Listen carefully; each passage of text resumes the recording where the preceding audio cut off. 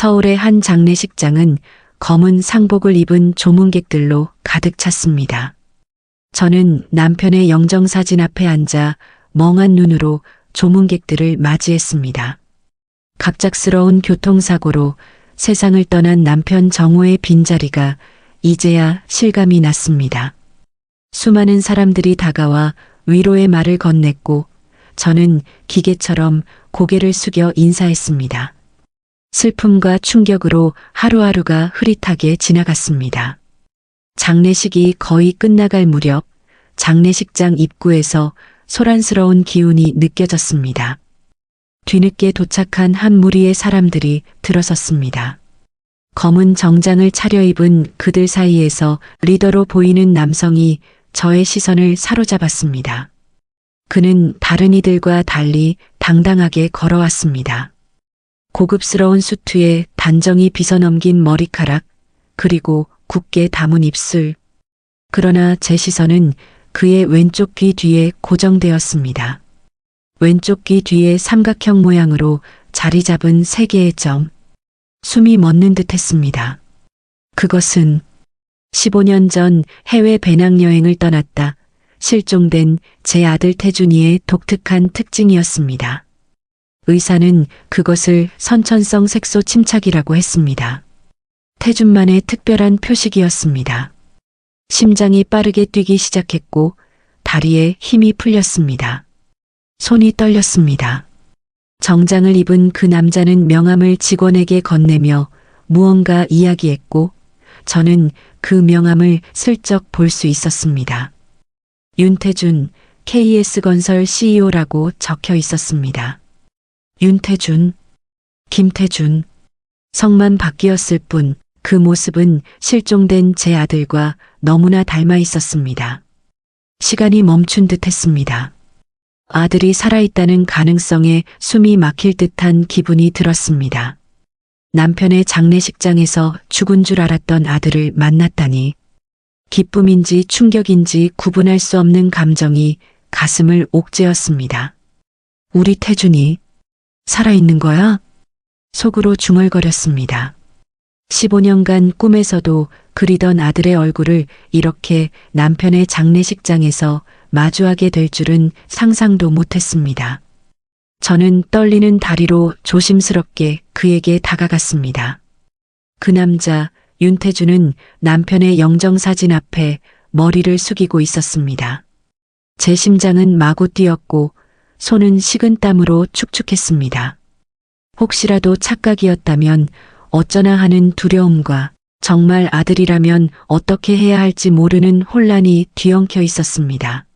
저 실례합니다. 제 남편과 어떤 관계셨나요? 저는 떨리는 목소리로 물었습니다. 윤태준은 고개를 돌려 저를 바라보았습니다. 가까이서 보니 더욱 확신이 들었습니다. 그는 분명 제 아들이었습니다.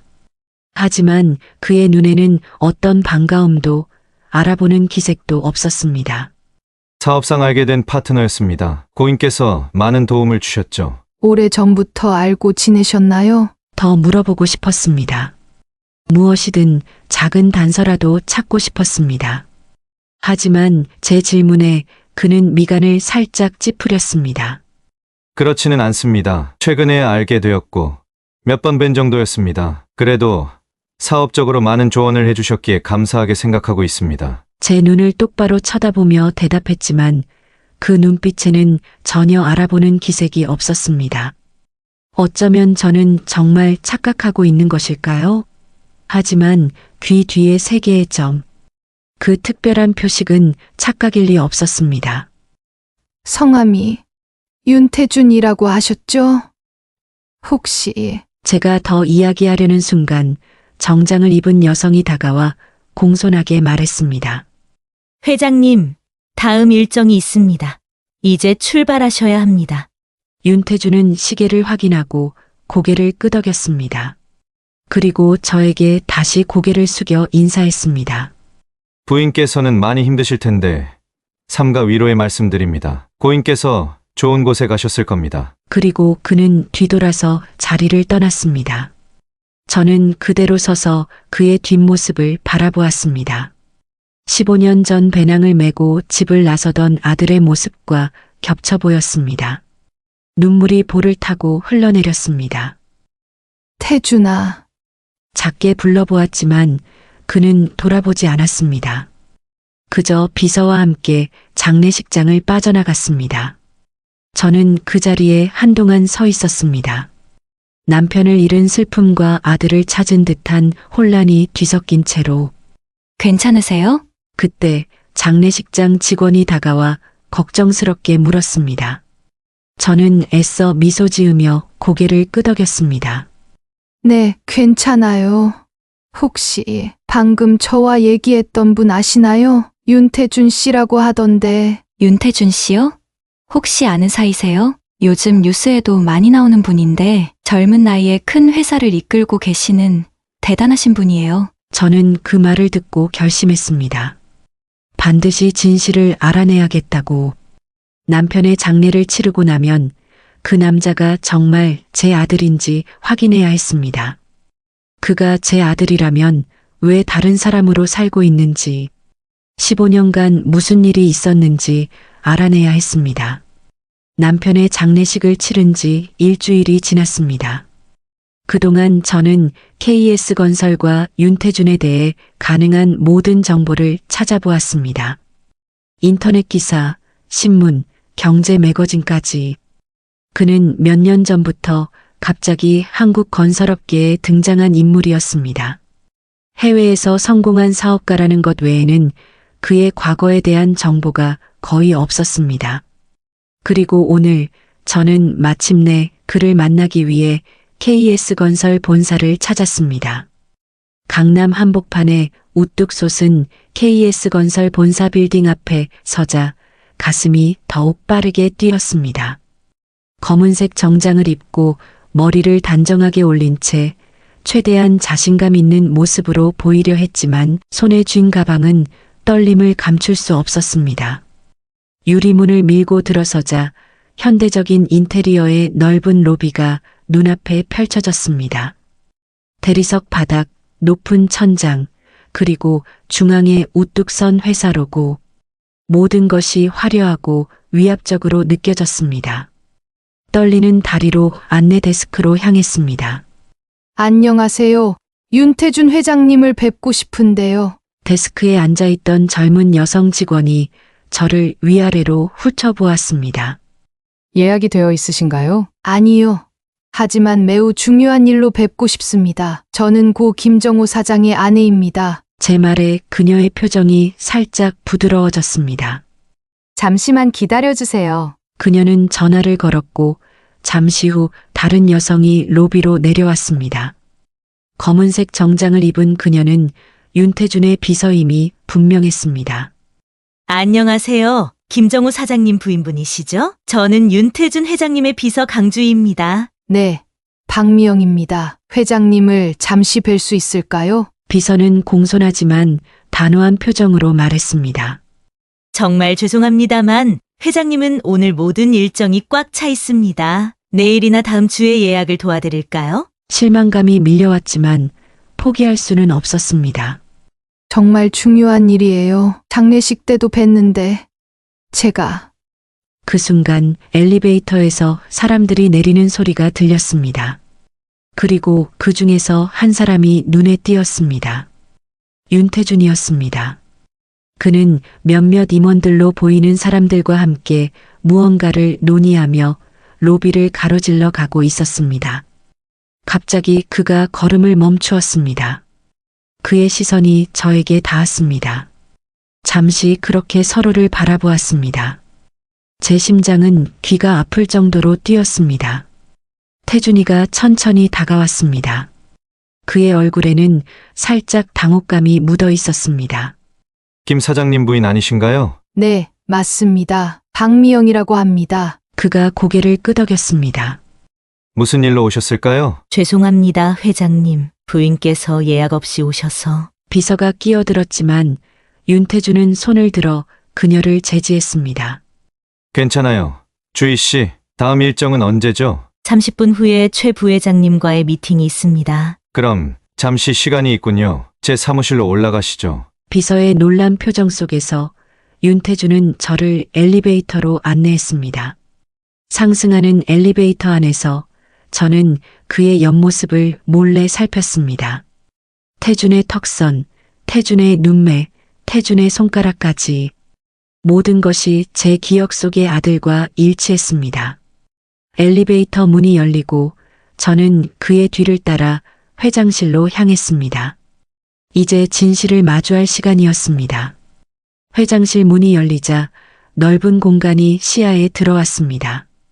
탁 트인 통유리창 너머로 서울의 전경이 파노라마처럼 펼쳐져 있었고 최고급 원목으로 만들어진 가구들과 세련된 미술품들이 사무실을 채우고 있었습니다. 마치 영화 속 장면 같았습니다. 앉으시죠. 윤태준이 응접 세트를 가리키며 말했습니다. 저는 소파에 앉아 잠시 주변을 둘러보았습니다. 어떻게 시작해야 할지 마음이 무거웠습니다.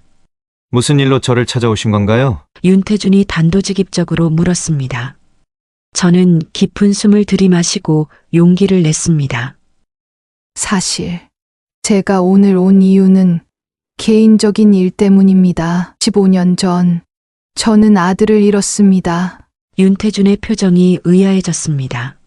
죄송하지만 그게 저와 무슨 관련이 있죠? 제 아들 이름은 김태준이었어요. 15년 전 해외 배낭여행을 떠났다가 실종됐습니다. 그 이후로 어떤 소식도 듣지 못했어요. 윤태준은 눈을 깜빡이며 저를 바라보았습니다.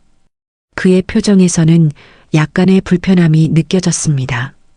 저는 떨리는 손으로 가방에서 준비해온 것들을 하나씩 꺼냈습니다. 첫 번째로 오래된 가족 사진을 내밀었습니다. 이건 태준이가 대학 입학식 날 찍은 사진이에요. 보시면 당신과 정말 닮았다는 걸 알 수 있을 거예요. 윤태준은 망설이다가 사진을 받아들었습니다. 그의 눈동자가 사진 속 인물들을 하나씩 훑었습니다. 특히 젊은 태준의 모습에 시선이 오래 머물렀습니다. 그러나 곧 그는 사진을 테이블 위에 내려놓았습니다. 그리고 제가 장례식장에서 봤던 당신의 왼쪽 귀 뒤에 있는 세 개의 점, 그건 태준이가 태어날 때부터 가지고 있던 특별한 표식이에요. 윤태준은 무의식적으로 왼손을 귀 뒤로 가져갔지만 곧 표정을 굳혔습니다. 그의 눈에는 경계심이 가득했습니다. 이어서 빛바랜 야구 글러브를 꺼냈습니다. 이건 태준이가 중학교 시절부터 아꼈던 글러브예요. 여기 그의 이름이 새겨져 있어요. 윤태준의 얼굴이 점점 굳어졌습니다. 그는 자리에서 벌떡 일어났습니다. 죄송하지만 이런 식으로 접근하시는 이유가 뭡니까? 제 재산을 노리시나요? 그의 달라진 말투와 날카로운 질문에 저는 충격을 받았습니다. 많은 사람들이 이런 식으로 접근합니다. 그가 차갑게 말했습니다. 성공한 사업가에게 갑자기 나타나 당신은 내 가족이라며 접근하는 사람들이 있죠. 특히 제가 한국에 돌아온 이후로 더 심해졌습니다. 아니에요. 저는 그런 사람이 아니에요. 제 목소리가 떨렸습니다. 저는 단지 제 아들을 찾고 있을 뿐이에요. 그리고 이 사진 속 아들과 당신은 너무 닮았어요. 윤태준은 비웃듯이 웃었습니다. 닮았다고요? 그게 증거입니까? 저는 윤태준입니다. 해외에서 성공한 사업가죠. 당신이 말하는 김태준이 아닙니다. 그럼 DNA 검사라도 하는 건 어떨까요? 제가 왜 당신의 의도에 넘어가야 하죠? 당신의 자식이 아닌데 왜 DNA 검사를 해야 하는지 이해가 안 됩니다. 그는 창가로 걸어가 서울의 전경을 내려다보았습니다. 잠시 침묵이 흘렀습니다. 그가 다시 말을 이었습니다. 당신의 아들을 잃은 슬픔은 이해합니다. 하지만 저를 그 아들로 착각하시는 것 같네요. 저는 절망감에 가슴이 무너졌습니다. 하지만 포기할 수 없었습니다. 윤태준은 잠시 생각하더니 자리로 돌아와 앉았습니다. 그의 표정은 여전히 의심으로 가득했습니다. 제가 불편하게 해드렸다면 죄송합니다. 가족은 있으세요? 저는 자연스럽게 화제를 돌렸습니다. 어떻게든 더 얘기하고 싶었고 그의 모든 것을 알고 싶었습니다. 그 질문에 윤태준의 표정이 살짝 슬퍼졌습니다. 네. 아내와 7살 된 아들이 있습니다. 아이는 건강한가요? 윤태준의 얼굴이 갑자기 어두워졌습니다. 그는 잠시 입을 다물었다가 마치 무언가를 결심한 듯 말했습니다. 아들은 지금 많이 아픕니다. 간질환으로 부분 이식이 필요한 상태입니다. 그가 말했습니다. 문제는 저희 아들이 희귀 혈액형이라 그의 목소리가 흔들렸습니다. 혈액형이 어떻게 되나요? RH AB형입니다. 적합한 기증자를 찾기가 정말 어렵네요. RHAB형이요? 같은 혈액형이네요. 윤태준의 눈이 커졌습니다. 저는 말을 이어가며 용기를 내었습니다. 제가 이식 검사를 받아볼 수 있을까요? 윤태준은 깜짝 놀란 표정으로 저를 바라보았습니다. 그의 얼굴에 수많은 감정이 스쳐 지나갔습니다. 의심, 희망, 혼란, 경계심이 뒤섞여 있었습니다. 왜 그렇게까지 하시려는 겁니까? 그가 낮은 목소리로 물었습니다. 제게 뭔가를 얻기 위해서인가요? 아니에요. 그저 아픈 아이를 돕고 싶어서예요. 윤태준은 자리에서 일어나 창가로 걸어갔습니다. 그는 오랫동안 서울의 전경을 내려다보며 침묵했습니다. 그의 어깨가 무겁게 처져 있었습니다. 저는 여전히 당신을 의심합니다. 그가 마침내 입을 열었습니다. 갑자기 나타나서 제 아들이라고 주장하시고 이제는 장기까지 기증하겠다고 하시니 이해하실 거예요. 이건 너무 갑작스럽고 믿기 어려운 일입니다. 윤태준은 천천히 저를 향해 돌아섰습니다. 그의 눈빛이 날카로웠습니다. 가슴이 아팠지만 그의 의심을 이해할 수 있었습니다. 제 입장에서도 갑자기 나타난 낯선 사람을 완전히 신뢰하기는 어려울 테니까요. 윤태준 씨, 저는 당신에게 어떤 것도 요구하지 않을 거예요. 돈도 인정도 필요 없어요. 단지 검사를 받고 당신 아들을 도울 기회를 주세요. 그게 전부예요. 윤태준은 깊은 생각에 잠겨 있었습니다.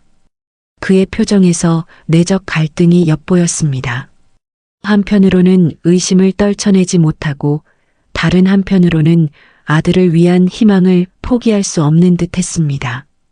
마침내 그가 깊은 한숨을 내쉬었습니다. 아들을 위해서라면 그가 중얼거렸습니다. 그리고 저를 똑바로 쳐다보며 단호하게 말했습니다. 하지만 이것이 무슨 함정이라면 법적 조치를 취할 겁니다. 우선 적합성 검사부터 시작해야 합니다. 그가 실무적인 목소리로 말했습니다. 지금 당장 병원에 연락해서 예약을 잡겠습니다. 윤태준은 책상으로 돌아와 전화를 들었습니다. 그가 병원 측과 대화하는 동안 저는 조용히 앉아 있었습니다. 가슴 속에서는 두려움과 희망이 교차했습니다. 제가 기증자로 적합하다면 태준이의 아들, 제 손자를 살릴 수 있는 기회였습니다. 전화를 끊은 윤태준이 저를 바라보았습니다. 내일 오전 9시 서울대학병원 이식센터로 오시면 됩니다. 제가 모든 절차를 준비해 놓겠습니다. 감사합니다. 윤태준은 여전히 경계하는 눈빛이었지만 이전보다는 조금 누그러져 있었습니다. 우리의 대화는 그렇게 끝났습니다. 윤태준은 저를 사무실 문까지 배웅했고 우리는 다음 날 병원에서 만나기로 약속했습니다. 엘리베이터를 타고 내려오면서 저는 마음속으로 기도했습니다. 제가 그 아이를 도울 수 있기를, 그리고 이 기회를 통해 제 아들과 다시 연결될 수 있기를. 다음 날 아침 서울대학병원 앞에 도착했습니다. 병원 로비에 들어서자 윤태준이 이미 저를 기다리고 있었습니다. 안녕하세요. 박미영 씨. 그가 공식적인 말투로 인사했습니다. 우리는 함께 엘리베이터를 타고 이식센터 층으로 올라갔습니다. 엘리베이터 안에서는 불편한 침묵이 흘렀습니다. 윤태준의 표정은 여전히 경계심으로 가득했지만 그 속에 걱정과 불안도 엿보였습니다. 아픈 아들을 둔 아버지의 심정이 느껴졌습니다. 이식센터에 도착하자 우리는 곧바로 담당 의사에게 안내받았습니다. 김민우 교수라는 남성이 우리를 맞이했습니다. 안녕하세요. 윤 회장님. 그리고 박미영 님이시죠? 저는 이식외과 김민우 교수입니다. 의사의 사무실에 들어가 자리에 앉았습니다. 김 교수는 우선 재개관 이식 기증에 관한 기본적인 정보와 절차를 설명했습니다. 오늘은 기본적인 검사들을 진행할 예정입니다. 혈액 검사, 간 기능 검사, 심장 상태 확인을 위한 심전도와 심초음파 등이 있습니다. 검사 결과가 나오면 조직적 합성을 판단할 수 있을 겁니다. 얼마나 걸릴까요? 윤태준이 물었습니다. 일부 결과는 오늘 중에 나오고 더 상세한 결과는 하루에서 이틀 정도 소요됩니다. 검사는 예상보다 길고 복잡했습니다. 혈액을 채취하고 심장 검사를 하고 간 초음파를 받았습니다. 저는 모든 과정에 기꺼이 임했습니다.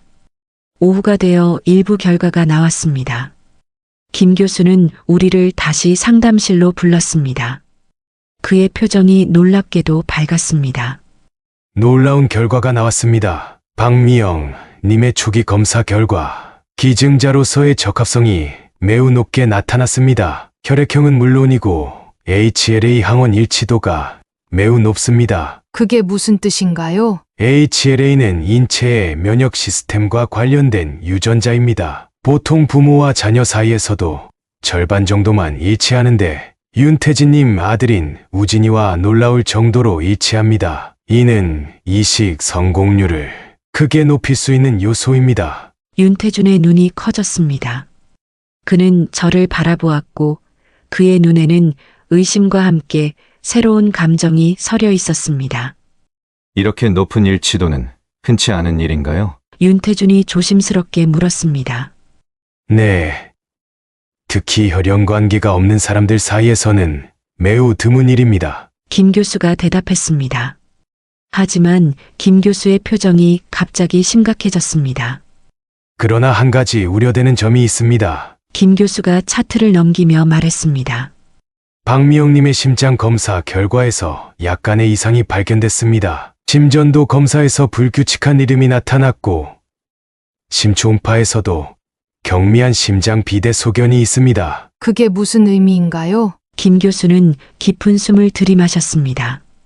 미영님의 나이와 심장 상태를 고려하면 간 일부를 기증하는 수술은 생명을 위협할 수 있습니다. 간 이식 수술은 건강한 사람에게도 큰 부담을 주는 수술입니다. 현재 심장 상태로는 수술 중이나 수술 후 합병증 위험이 상당히 높습니다. 그 말을 듣자 윤태준의 표정이 급격히 변했습니다. 그는 자리에서 벌떡 일어났습니다. 그럼 안 됩니다. 잠시만요. 얼마나 위험한지 더 자세히 알려주세요. 김 교수는 눈을 깜빡이며 대답했습니다.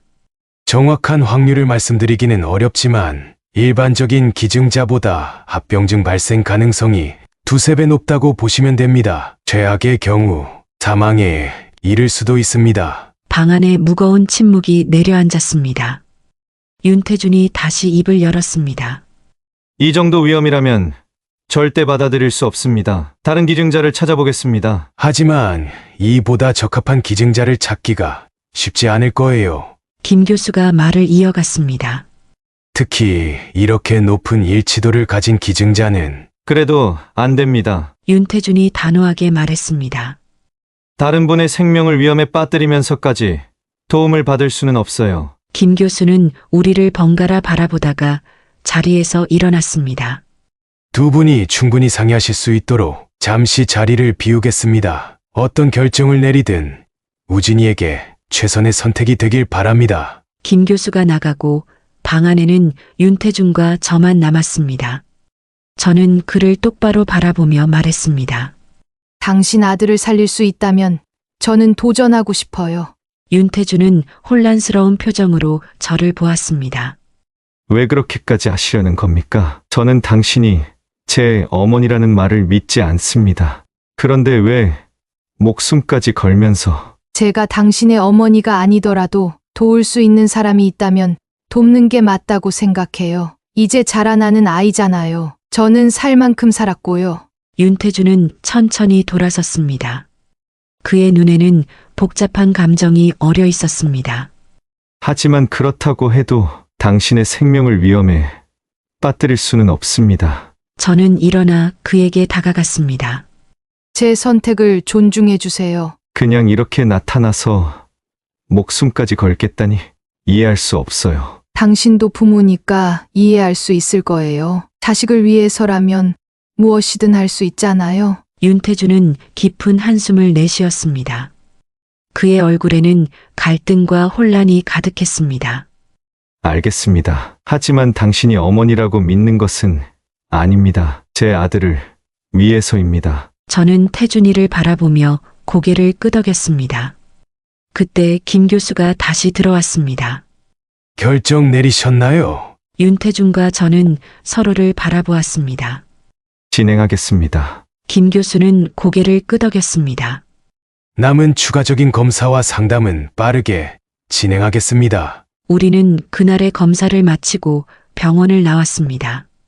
며칠 뒤 저녁, 윤태주는 자신의 집에 앉아 생각에 잠겨 있었습니다.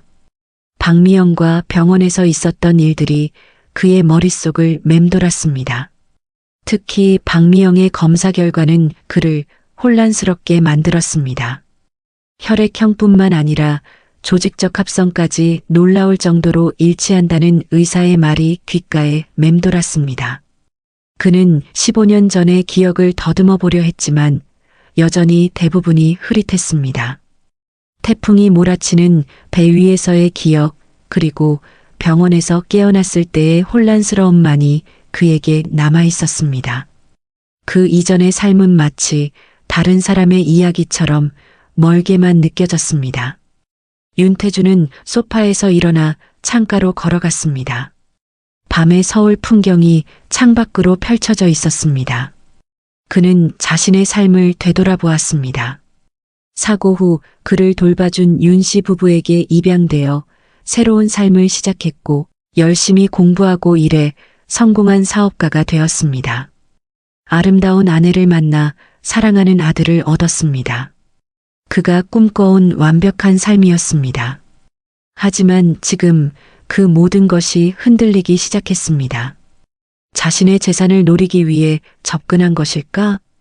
그는 의심스러운 마음으로 생각했습니다. 아니면 정말 내 어머니인가? 자신의 목숨이 위험하다는 것을 알면서도 내 아들에게 이식을 해준다고? 아들을 위해 어쩔 수 없이 수술을 승낙했지만 아직도 그녀에 대한 의심은 완전히 떨치기 힘들었습니다. 그리고 의사가 말했던 위험성이 그의 마음을 무겁게 눌렀습니다. 박미영의 나이와 심장 상태를 고려하면 수술은 생명을 위협할 수도 있다고 했습니다. 그런데도 그녀는 망설임 없이 기증을 자처했습니다. 만약 그녀가 정말 내 어머니라면 윤태주는 혼란스러워했습니다. 15년간 나를 찾아다녔다면, 그리고 이제 찾았는데 내 아들을 위해 자신의 생명까지 걸겠다면, 그는 다시 소파로 돌아와 앉았습니다. 테이블 위에는 얼마 전 박미영이 보여주었던 사진들이 놓여 있었습니다. 대학 입학식 날 찍은 가족사진, 낡은 야구 글러브. 그는 천천히 사진을 집어들었습니다. 사진 속의 젊은 남성은 분명 그와 닮아 있었습니다. 같은 눈매, 같은 미간의 주름, 같은 입술 모양. 그리고 사진 속 부모님의 따뜻한 미소가 그의 가슴을 아프게 했습니다. 도대체 무슨 일이 있었던 걸까? 그는 중얼거렸습니다. 윤태주는 야구 글러브를 손에 쥐었습니다. 낡고 빛바랜 가죽이었지만 왠지 모르게 친숙한 느낌이 들었습니다. 그는 무의식적으로 왼손으로 글러브를 끼워 보았습니다. 묘하게 손에 딱 맞는 느낌이었습니다. 그때 2층에서 작은 기침 소리가 들렸습니다. 윤태주는 급히 글러브를 내려놓고 아들 방으로 향했습니다. 우진은 침대에 누워 있었고 그의 얼굴은 평소보다 더 창백해 보였습니다. 아빠, 우진이 작은 목소리로 불렀습니다. 우진아, 괜찮아? 윤태준이 아들의 이마에 손을 얹으며 물었습니다. 지난번에 병원에 온 아주머니 누구세요? 윤태준은 잠시 망설였습니다. 아빠를 도와주려는 좋은 분이야. 윤태준의 눈에 눈물이 고였습니다. 우진이를 재운 후 윤태준은 다시 거실로 내려왔습니다. 그의 마음속에는 여전히 의심과 혼란이 가득했습니다. 박미영이 정말 그의 어머니라면 그것은 그의 모든 정체성을 뒤흔들 일이었습니다. 그리고 만약 아니라면 무언가 위험한 계략이 있는 것이 분명했습니다. 그는 결심했습니다. 윤태준은 휴대폰을 꺼내 연락처를 찾아보았습니다. 그가 신뢰하는 유전자 검사 전문가였습니다. 이미 자정이 넘은 시간이었지만 그는 망설임 없이 전화를 걸었습니다. 박사님, 죄송합니다만 급한 일이 있습니다. 내일 DNA 검사를 의뢰하고 싶은데요. 최대한 빨리 결과를 받을 수 있을까요? 전화를 끄는 윤태준은 깊은 숨을 내쉬었습니다. 수술은 내일로 예정되어 있습니다. 그 전에 진실을 확인하고 싶었습니다. 박미영이 정말 그의 어머니인지 아니면 교묘한 사기꾼인지. 그는 책상 서랍에서 오래된 수첩을 꺼냈습니다. 입양 부모님이 남겨준 것으로 그가 병원에서 발견되었을 당시의 상황이 기록되어 있었습니다. 태풍으로 인한 배 사고, 한국인으로 추정되는 청년, 심한 두부 외상과 기억 상실, 그리고 왼쪽 귀 뒤에 3개의 점. 김태준. 그는 박미영이 주장하는 이름을 불러보았습니다. 낯설지만 어딘가 친숙한 이름이었습니다. 밤이 깊어갔습니다. 윤태준은 소파에 기대어 잠시 눈을 감았습니다. 창밖으로 보이는 별들이 서서히 희미해지고 새벽의 첫 빛이 하늘을 물들이기 시작했습니다. 수술 당일 아침, 저는 병실에서 이식 수술 준비를 하고 있었습니다. 간호사가 건네준 하늘색 수술복으로 갈아입고 머리망을 쓰고 모든 장신구를 제거했습니다. 긴장되세요? 간호사가 친절하게 물었습니다. 네, 조금요. 긴장된다고 대답은 했지만 사실 마음은 이상하리만큼 평온했습니다. 이제 제가 할 일이 명확했기 때문이었습니다. 제 아들을 찾았고 제 손자를 살릴 수 있다면 그것보다 더 중요한 것은 없었습니다. 병실 문이 열리고 윤태준이 들어왔습니다. 그는 정장 차림이었지만 평소와 달리 넥타이는 매지 않았고 얼굴은 피곤해 보였습니다. 뜬 눈으로 밤을 새운 듯 했습니다. 준비 다 되셨나요? 그가 조용히 물었습니다. 네, 거의요. 우진이는요? 7층 소아병동에 입원했어요. 아내가 함께 있습니다. 잠시 침묵이 흘렀습니다. 윤태준은 창가로 걸어가 밖을 내다보았습니다. 정말 후회 없으신가요? 전혀요. 윤태준은 고개를 끄덕였습니다. 그리고 갑자기 제게 다가와 무언가를 건넸습니다.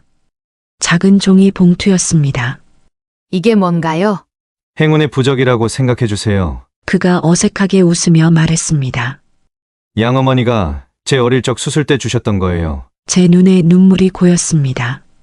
그가 저를 어머니라고 부르지는 않았지만 이런 소중한 것을 나눠준다는 것 자체가 그의 마음이 조금씩 열리고 있다는 신호처럼 느껴졌습니다. 고마워요. 그때 김민우 교수와 간호사들이 병실에 들어왔습니다. 곧 수술이 시작됩니다. 이제 수술실로 모시겠습니다. 김 교수가 말했습니다. 간호사들이 침대를 밀기 시작했습니다. 윤태준은 병실 문 앞에 서서 저를 바라보았습니다. 그의 눈에는 복잡한 감정이 어려 있었습니다. 침대가 복도를 지나 엘리베이터로 향하는 동안 저는 윤태준이 몰래 제 베개 밑에서 무언가를 집어드는 것을 보았습니다. 머리카락 몇 가닥이었습니다. 그는 빠르게 그것을 작은 비닐 봉투에 넣어 주머니에 넣었습니다. DNA 검사를 위한 샘플이었을 겁니다. 저는 그의 행동에 안심이 되었습니다.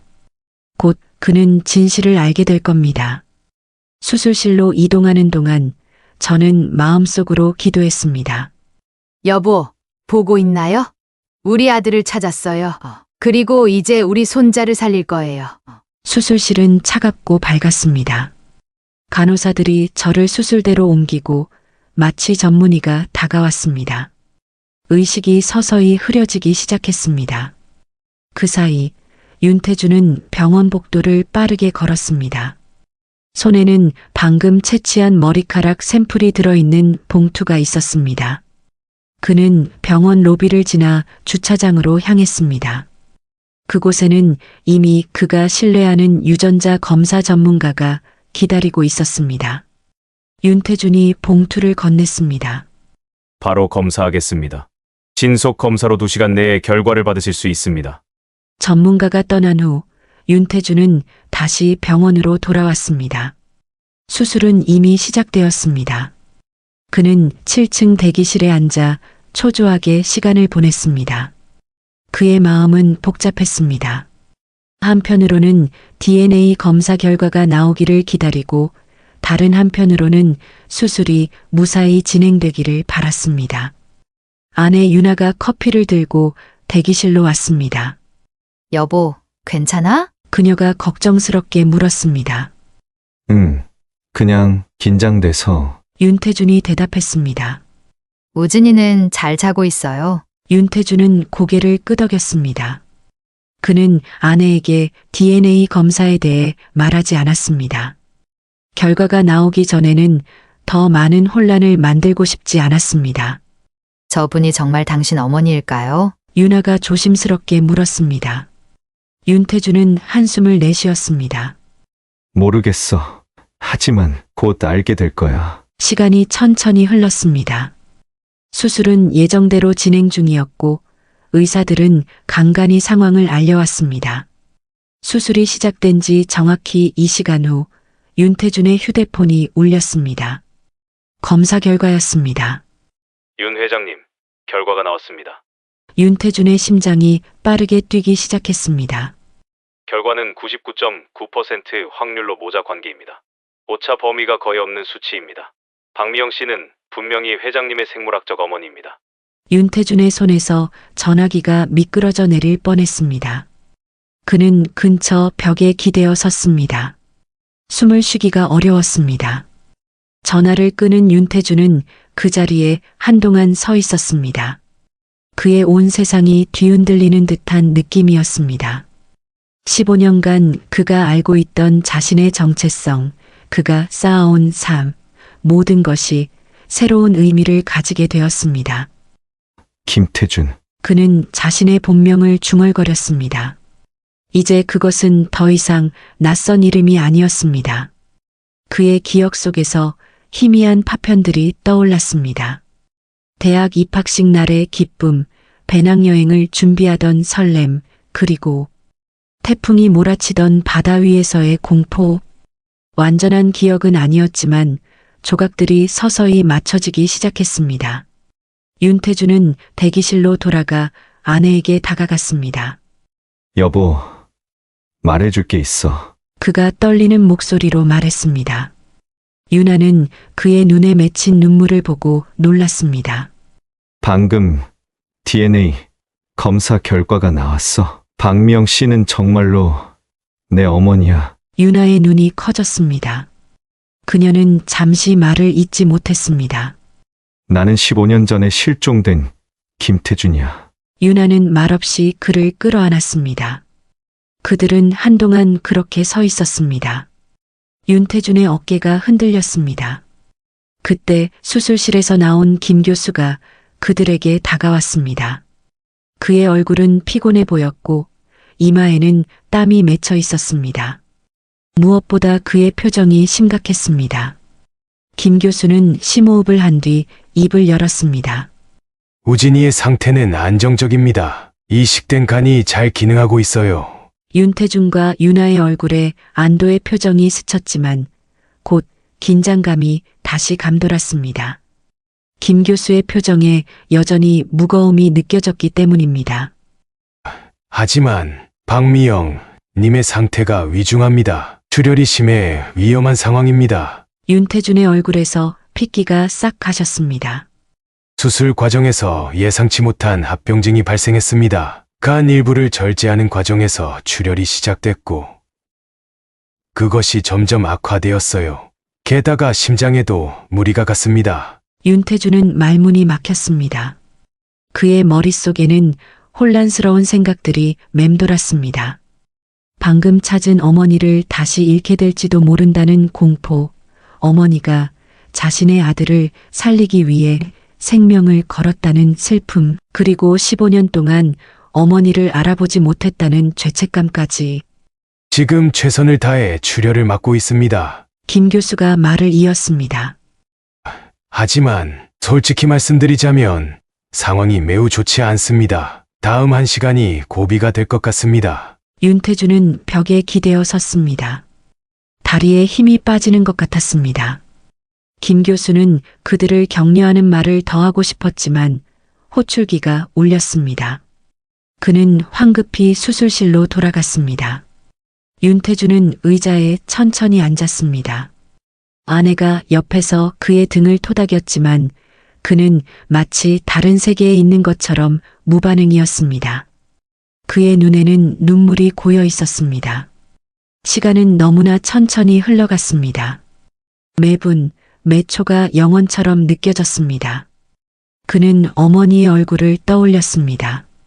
장례식장에서 처음 봤을 때의 그 놀란 표정, 회사에서 만났을 때의 간절함, 그리고 병원에서 검사를 받을 때의 결연한 의지. 모든 것이 이제야 이해가 되었습니다. 그녀의 모든 행동은 잃어버린 아들을 찾고 그 아들의 행복을 지키기 위한 것이었습니다. 엄마, 윤태주는 무의식적으로 중얼거렸습니다. 15년 만에 처음으로 그 단어가 그의 입에서 나왔습니다. 대기실의 문이 열리고 간호사가 들어왔습니다. 윤 회장님, 우진이가 회복실에서 깨어났습니다. 상태가 안정적이에요. 윤아는 기쁨에 찬 표정으로 일어났습니다. 윤아는 윤태준을 바라보고 같이 가자는 눈빛을 보냈지만 태준은 잠시 고민했습니다. 물론 아들이 걱정되었지만 지금 그의 마음은 수술실 안에 있는 어머니에게 더 가 있었습니다. 당신이 먼저 가봐. 난 여기서 기다릴게. 윤아는 이해한다는 듯 고개를 끄덕이고 간호사를 따라 나갔습니다. 혼자 남은 윤태주는 수술실 문을 바라보며 깊은 생각에 잠겼습니다. 그의 눈은 계속해서 시계를 향했습니다. 이미 1시간이 지났지만 아직 소식이 없었습니다. 마침내 수술실 문이 열렸습니다. 김 교수가 지친 표정으로 나왔습니다. 윤태주는 급히 다가갔습니다. 어떻게 됐습니까? 그의 목소리는 거의 속삭임에 가까웠습니다. 김 교수의 표정은 여전히 무거웠습니다. 출혈은 일단 멈췄습니다. 하지만 상태가 여전히 불안정해요. 심장에 무리가 많이 갔고 혈압도 낮습니다. 살 수 있을까요? 윤태주는 떨리는 목소리로 물었습니다. 지금으로서는 확실한 말씀을 드리기 어렵습니다. 윤태준의 눈에서 눈물이 흘러내렸습니다. 그는 더 이상 감정을 억누를 수 없었습니다. 제발 엄마를 살려주세요. 그가 흐느끼며 중얼거렸습니다. 김 교수는 윤태준의 눈에서 흘린 눈물을 보며 고개를 끄덕였습니다. 최선을 다하겠습니다. 지금은 그분도 굉장히 강한 의지를 보여주고 계세요. 아마 아들을 위해, 손자를 위해 버티고 계신 것 같습니다. 윤태준은 고개를 끄덕였습니다. 그는 눈물을 훔치며 김 교수에게 물었습니다. 잠시 볼 수 있을까요? 김 교수는 잠시 고민하다가 고개를 끄덕였습니다. 중환자실로 옮기는 동안 잠시 볼 수 있을 겁니다. 하지만 말을 걸거나 접촉하시면 안 됩니다. 윤태준은 김 교수를 따라 수술실 밖 복도로 나갔습니다. 얼마 후 침대가 밀려 나왔습니다. 여러 모니터와 튜브가 연결된 박미영이 눈을 감은 채 누워 있었습니다. 그녀의 얼굴은 창백했고 숨소리도 약했습니다. 윤태준은 침대 옆에 잠시 서서 어머니의 얼굴을 바라보았습니다. 그의 가슴은 아픔으로 가득 찼습니다. 엄마. 그가 침대를 따라 걸으며 속삭였습니다. 간호사들이 침대를 중환자실로 밀고 갔고 윤태주는 그 자리에 홀로 서 있었습니다. 그의 얼굴에는 눈물이 흘러내렸지만 그는 더 이상 그것을 숨기려 하지 않았습니다. 그렇게 눈물로 얼굴진 긴 밤이 지나고 아침이 밝았습니다. 윤태주는 중환자실 밖 의자에서 밤을 지새웠습니다. 병원 규정상 중환자실 내부에 상주할 수는 없었지만 그는 최대한 가까이 있기를 원했습니다.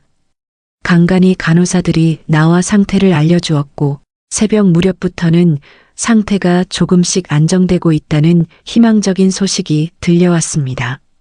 날이 밝아올 무렵 중환자실에서 김민우 교수가 나왔습니다. 그는 피곤해 보였지만 밤새 있었던 것보다는 다소 긴장이 풀린 표정이었습니다. 윤태준이 벌떡 일어났습니다. 앉아 계세요. 김 교수가 손짓하며 말했습니다.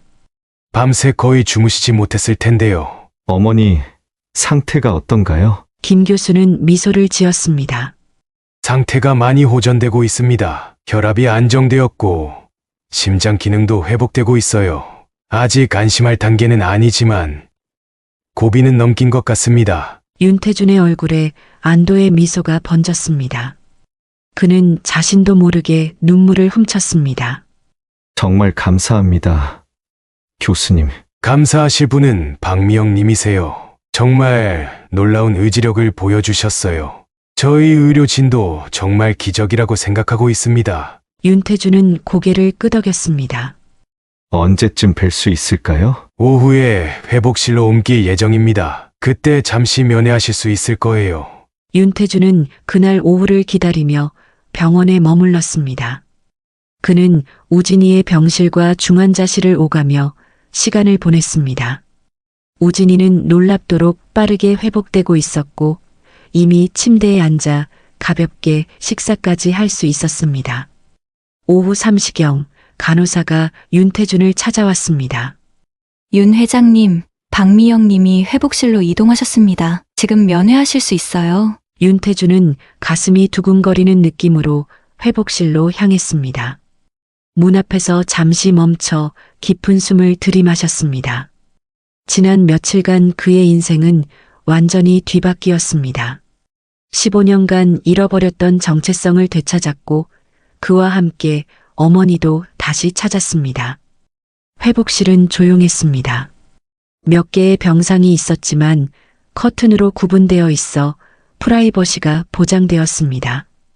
간호사는 윤태준을 박미영이 있는 병상으로 안내했습니다. 면회 시간은 15분입니다. 환자가 피로해하시면 바로 나가주세요. 간호사가 주의를 주었습니다. 윤태준은 고개를 끄덕이고 커튼 안으로 들어갔습니다.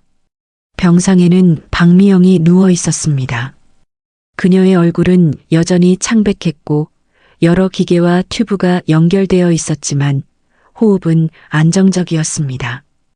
윤태준은 조용히 그녀 옆에 의자에 앉았습니다.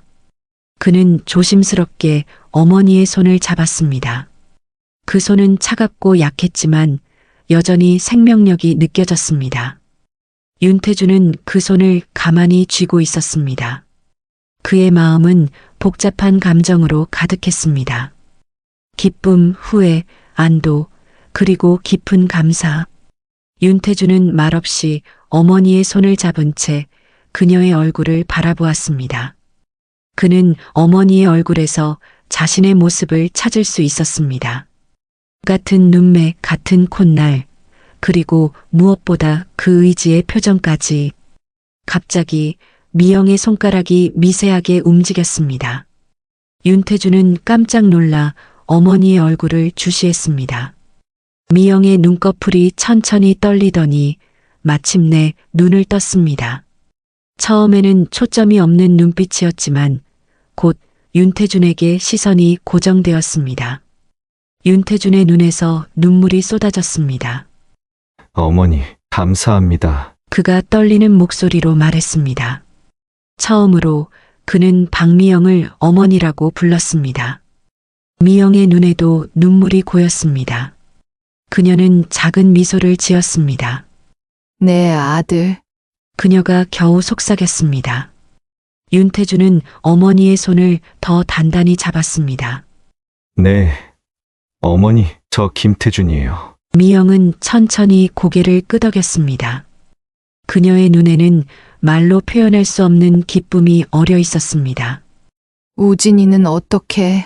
그녀가 물었습니다. 잘 지내고 있어요. 회복이 정말 빨라요. 미영의 입가에 안도의 미소가 번졌습니다. 다행이구나. 그 아이가 건강하면 돼. 어머니, 덕분이에요. 어머니가 손자를 살렸어요. 그리고 저도 찾아주셨어요. 미영은 떨리는 손을 들어 윤태준의 얼굴을 쓰다듬었습니다. 그녀의 눈에 눈물이 가득 고였습니다. 15년 동안 매일 기도했단다. 내가 어딘가에 살아있길, 그리고 우리가 다시 만날 수 있길. 윤태준은 어머니의 손을 자신의 뺨에 가져다 대었습니다. 그의 눈물이 그 손을 적셨습니다. 죄송해요. 어머니, 기억하지 못해서, 알아보지 못해서. 그건 내 잘못이 아니야. 미영이 부드럽게 말했습니다. 중요한 건 지금 우리가 다시 만났다는 거야. 두 사람은 한동안 말없이 서로를 바라보았습니다. 15년의 시간이 한순간에 녹아내리는 듯 했습니다. 비록 윤태준의 기억은 아직 완전하지 않았지만 그의 가슴은 이미 진실을 알고 있었습니다. 그는 김태준이었고 박미영은 그의 어머니였습니다. 15년 만에 진정한 재회의 순간이었습니다. 그때 문이 열리고 김 교수가 들어왔습니다. 그는 눈물을 훔치는 두 사람을 보고 따뜻한 미소를 지었습니다.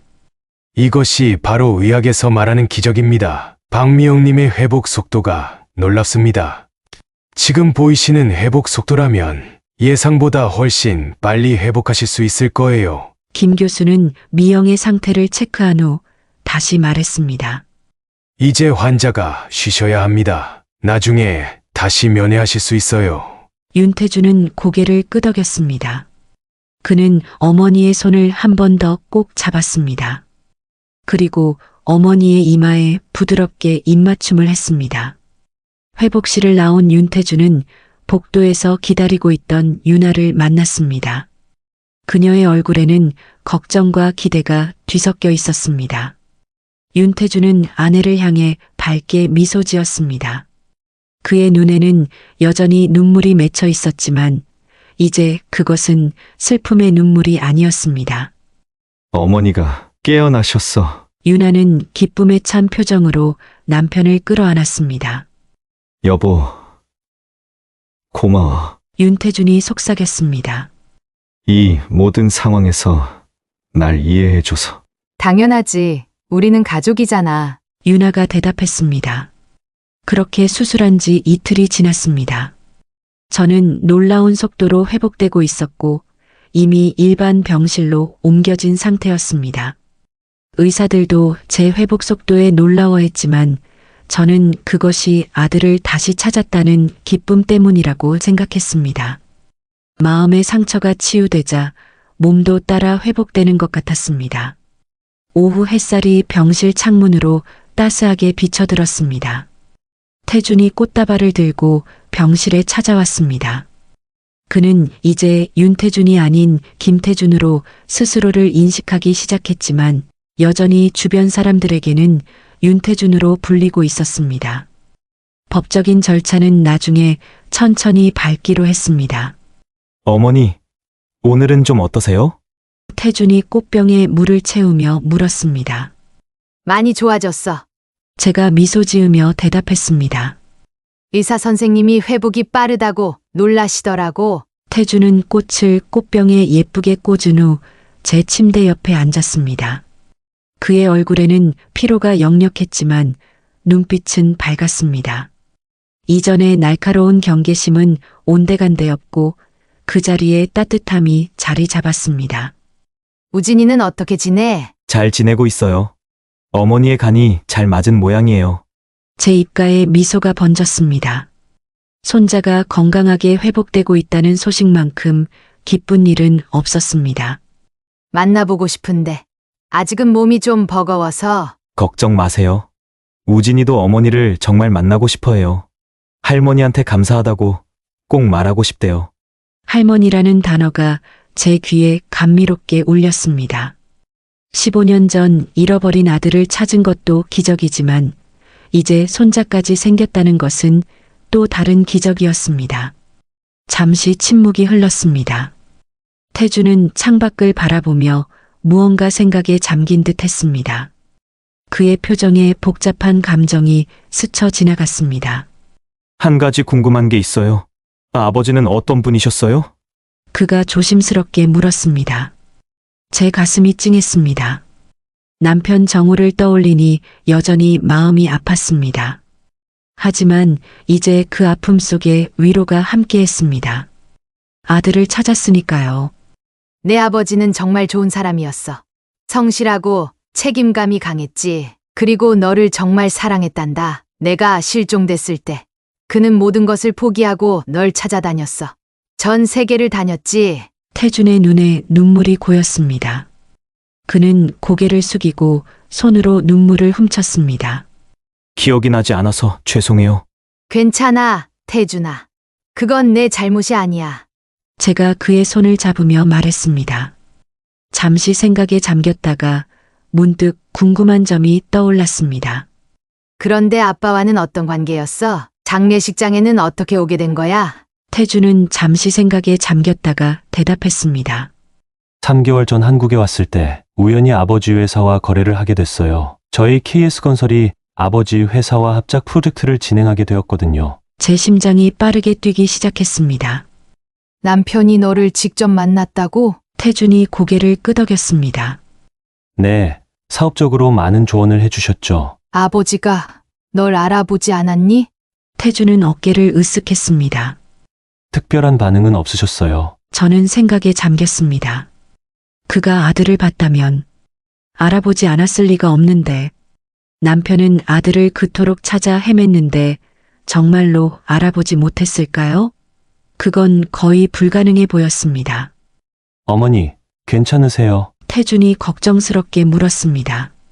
응, 괜찮아.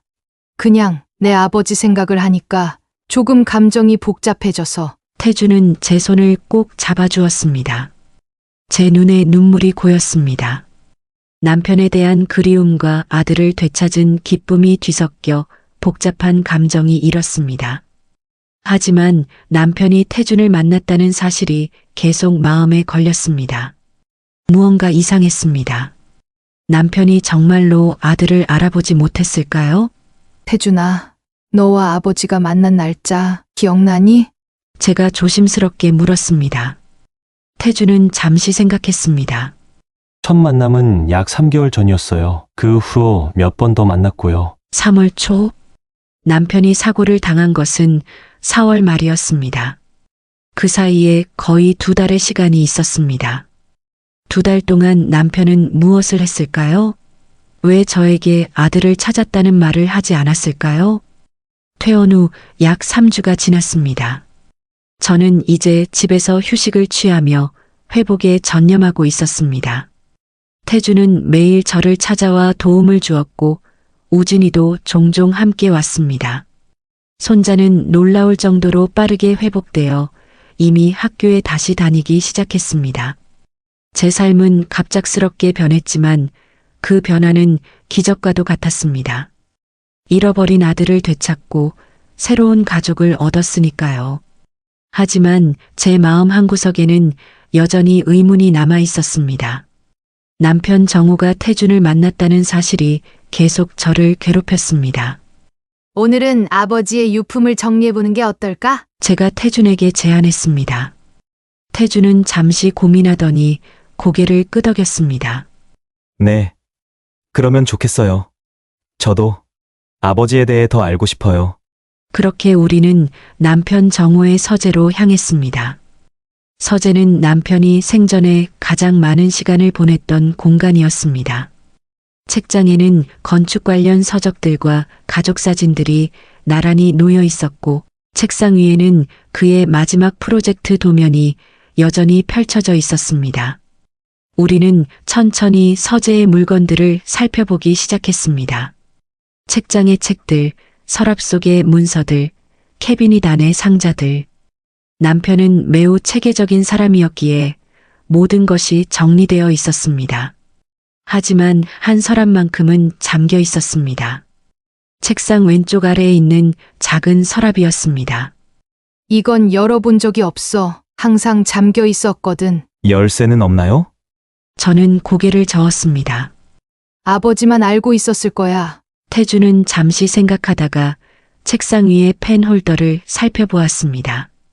그는 그 아래에서 작은 열쇠를 발견했습니다. 이걸로 한번 해볼까요? 열쇠는 서랍에 완벽하게 맞았습니다. 서랍이 열리자 그 안에는 가죽 표지의 다이어리 한 권이 들어 있었습니다. 남편의 이름이 금박으로 새겨진 다이어리였습니다. 태준이 조심스럽게 그것을 꺼냈습니다. 우리는 함께 소파에 앉아 다이어리를 펼쳤습니다. 첫 페이지에는 날짜가 기록되어 있었습니다.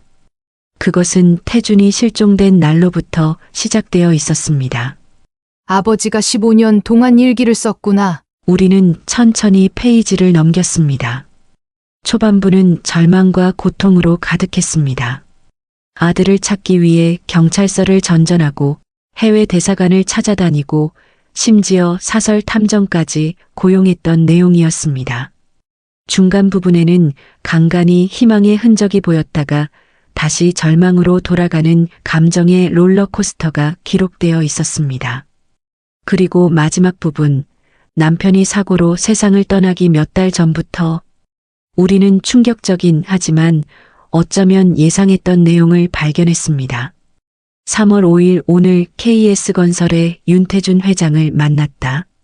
젊은 나이에 대단한 성공을 이룬 사업가였다. 하지만 그를 보는 순간 가슴이 멎는 것 같았다.